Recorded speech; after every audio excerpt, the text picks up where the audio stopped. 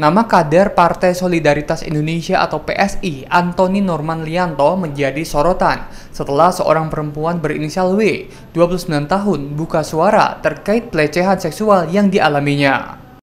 W mengaku menjadi korban ruda paksa Antony Norman Lianto. Peristiwa itu pun terjadi pada 5 Desember 2023 lalu. Antony Norman dilaporkan melakukan ruda paksa terhadap W saat korban baru sehari bekerja kepadanya sebagai buzzer PSI. Bahkan, W mengaku diculik dan diruda paksa Antony Norman dalam kondisi dirinya tengah menstruasi. Antony Norman Lianto diketahui lahir di Tegal, Jawa Tengah pada 4 Mei 1992. Sehingga saat ini ia berusia 32 tahun. Ia sempat bersekolah di SMA Pius Tegal dan keluar pada 2008. Terlahir sebagai anak tunggal di keluarga pedagang, Antony Norman Lianto pindah ke Melbourne, Australia saat umur 16 tahun.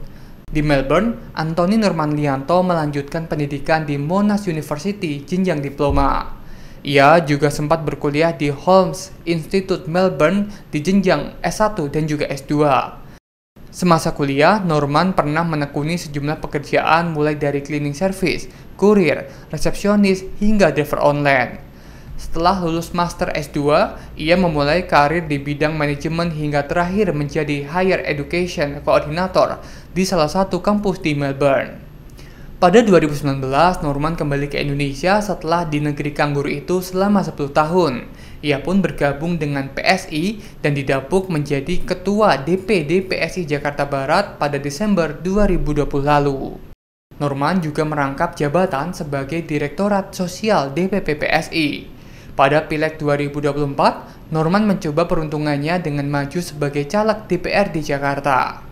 Ia maju dari Dapil Jakarta 10 meliputi Kecamatan Palmerah, Taman Sari, Grogol Petamburan, Kebonjeruk, dan Kembangan Kotamadya, Jakarta Barat. Hasilnya, Norman hanya mendapatkan suara sebanyak 9.500. Perolehan suara itu ada di urutan kedua di antara rekan separtainya. Dengan hasil ini, Norman gagal duduk di kursi empuk DPRD Provinsi Jakarta. Setelah kasus dugaan pelecehan yang dilakukannya terungkap, Norman mengundurkan diri dari jabatannya sebagai Ketua PSI Jakarta Barat. Ia mundur dari jabatan Ketua DPD PSI sejak Selasa, 26 Maret 2024. Download Tribun X sekarang, menghadirkan lokal menjadi Indonesia.